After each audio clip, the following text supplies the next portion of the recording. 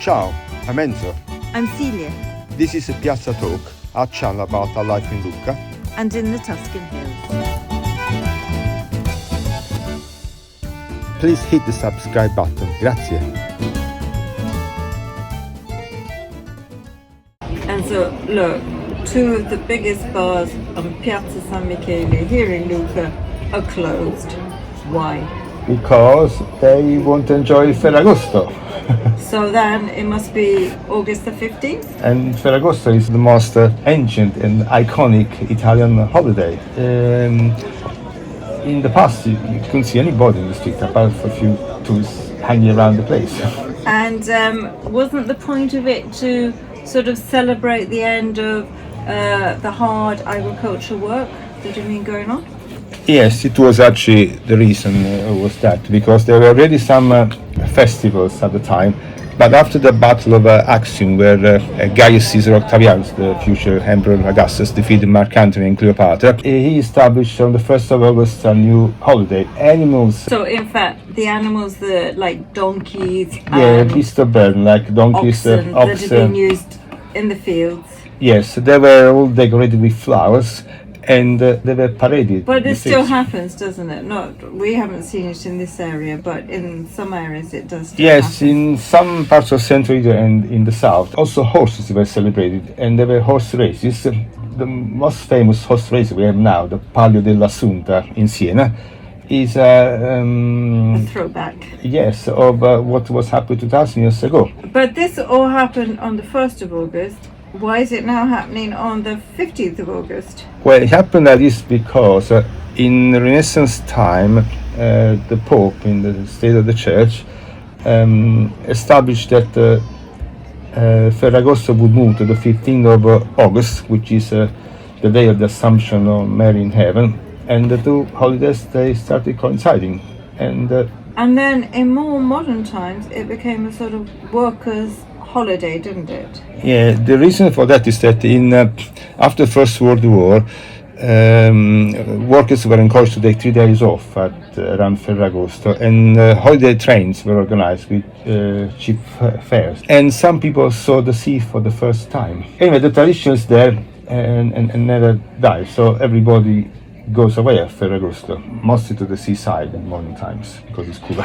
And didn't the word pranzo a sacco? They were taking food from home, and there was a great tradition of pranzo al sacco, which is a packed lunch. Now here in Lucca, there are shops still open, but I mean, I remember when I first came to Italy, streets were seriously deserted. And we can see that in Lucca, this Ferragosto, there is a bit of life at night. I mean, it almost became a bit of a social thing, you know, if you went on holiday on Ferragosto, somehow it was a bit of a stigma. We're not suffering from social stigma, do you think? No, we live in another frame of mind.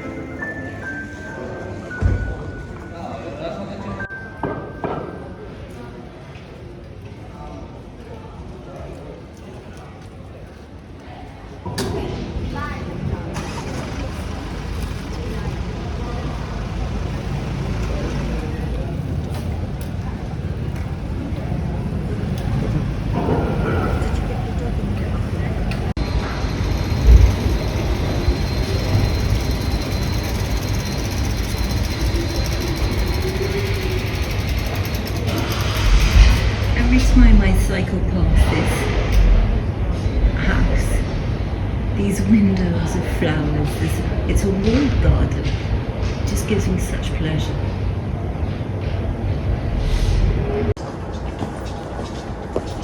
One of the little pleasures of life is that to go shopping, we either do it using our feet or our bikes.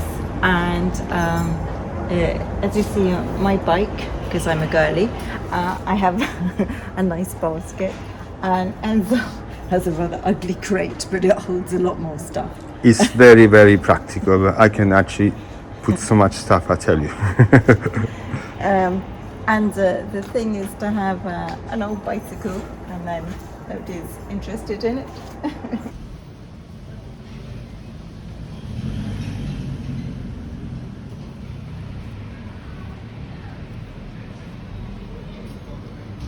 It is still hot.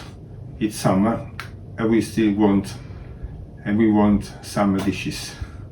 It's very hot. It's actually 40 degrees. Yes, it is unbearably hot. So we go through these summer dishes, and we go through something which is very located from this part of the world, because we are going to prepare a farro salad.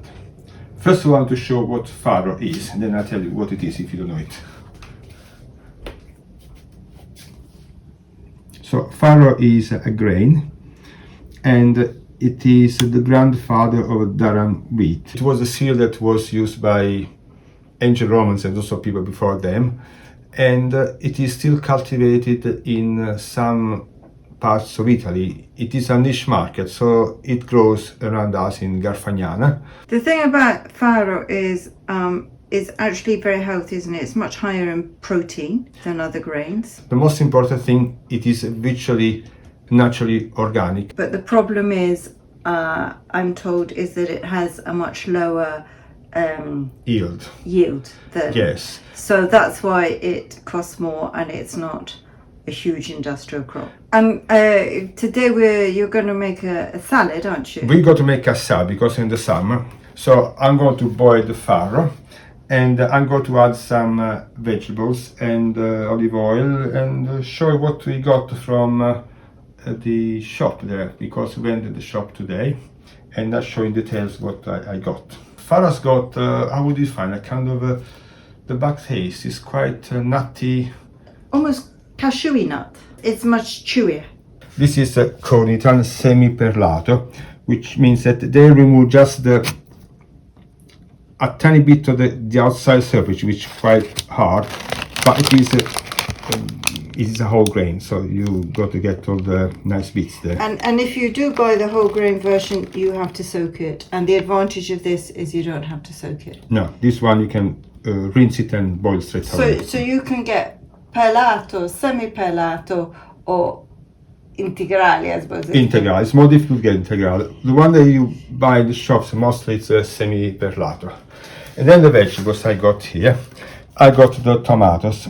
Again, from the previous video, this year we stick it to some Marzano tomatoes that look particularly tasty.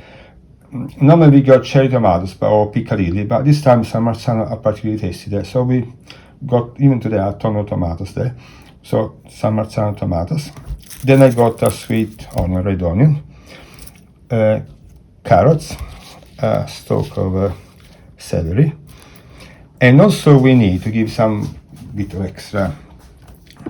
I got some sun-dried tomatoes. They add an extra kick anyway to the salad. Though they're not traditional, they're your own little.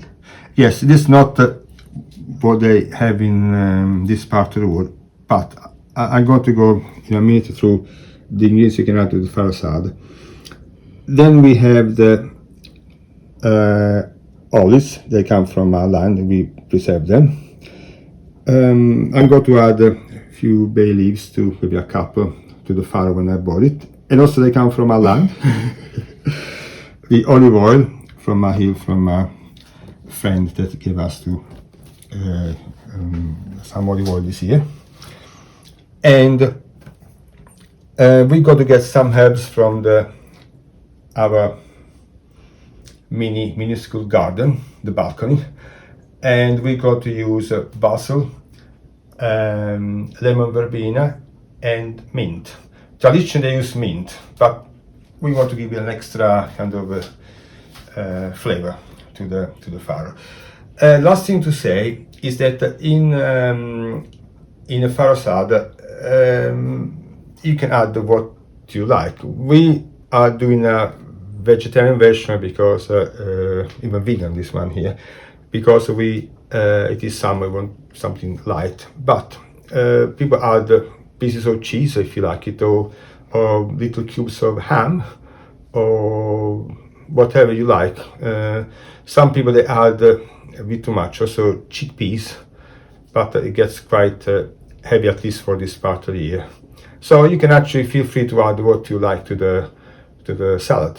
So there's quite a lot of things you can do. There's not a written law, but this is the basic one, the one we like and we cook, we prepare all the time for the summer. Great for picnics, and actually we got to make some more today, extra, because tomorrow we go to work at the house, in the country house, so we need some food, some picnic food to eat, so we don't have time to cook or do other things. So I'm going to make some extra. A big cleaning day, a big changeover. Yes, a big changeover. So we want to have a quick lunch and everything should be ready. So let's start now.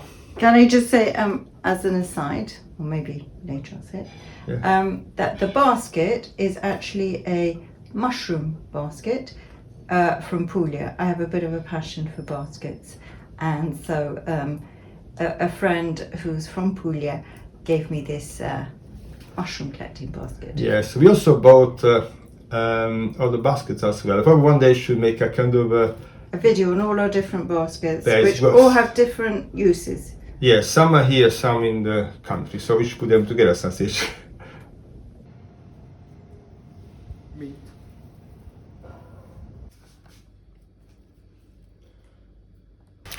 Okay, now the first thing we have to rinse the farro. So before we go to cook all the farro, this is what to do. Now one thing to say is that if we find farro easily, but if you cannot find farro, a good source is actually barley. Oh, I don't know if you got any grains in your area, can be. You should try it and let me know. Spelt? Yes. In some parts of Europe they have spelt, which is not farro. Sometimes it is incorrectly defined farro, but it is not. Or sometimes they call farro, they call it spelt, because this is translation. But they're two different things. Farro is also called in some definitions called emmer wheat. Now I'm going to put the farro in a saucepan.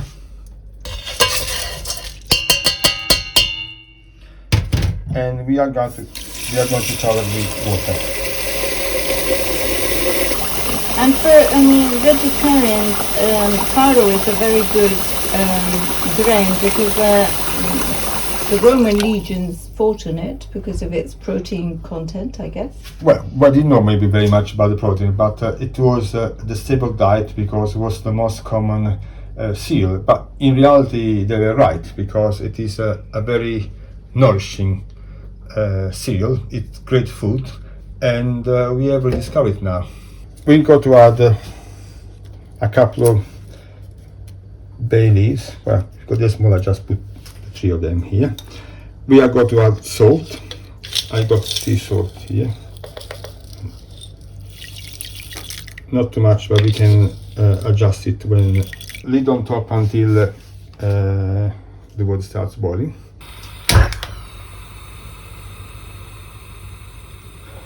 And it's going to boil for about 25-30 minutes. And in the meantime, we prepare the vegetables.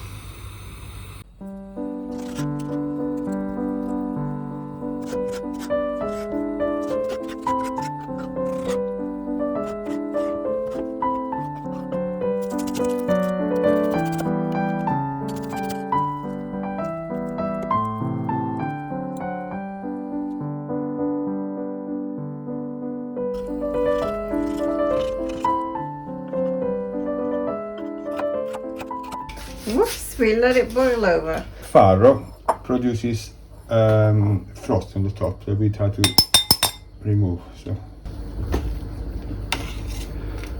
okay. Who goes to clean the stove? Me. I like chopping. It's peaceful. Yes.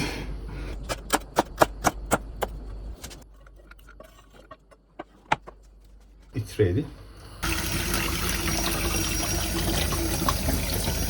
And you want to bring it to cold temperature in Corsica.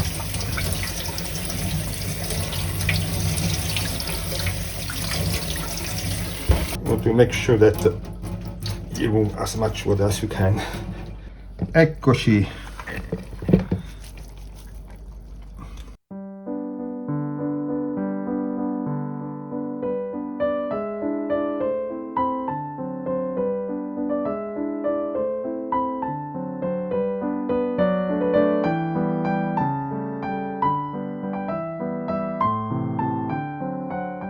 Gorgeous colours.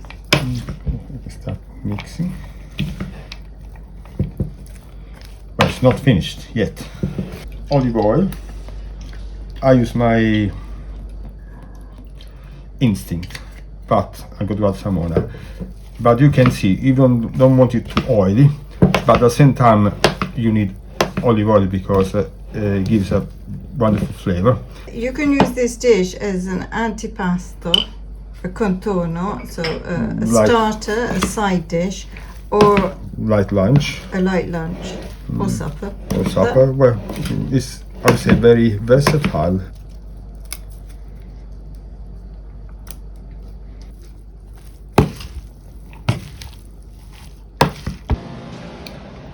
What I love about this salad is it's chewy and the grain really has a taste.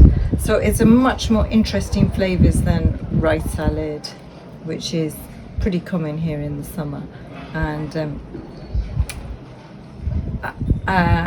it's good for you.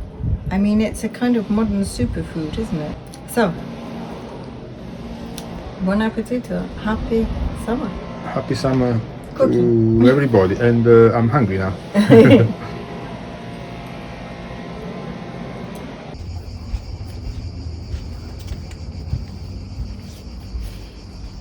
It's very rare on a change of a day that we have time even to breathe, but we've just heard that our guests are going to be delayed by quite a long time, about 5 hours in Rome. So we've got a bit of time, so we thought we might show you our rather hot garden. It's rather brown and perhaps not looking its best, but it is the height of summer and we haven't had rain, and it's amazing how it resists. And Enzo might even have a swim in the pool.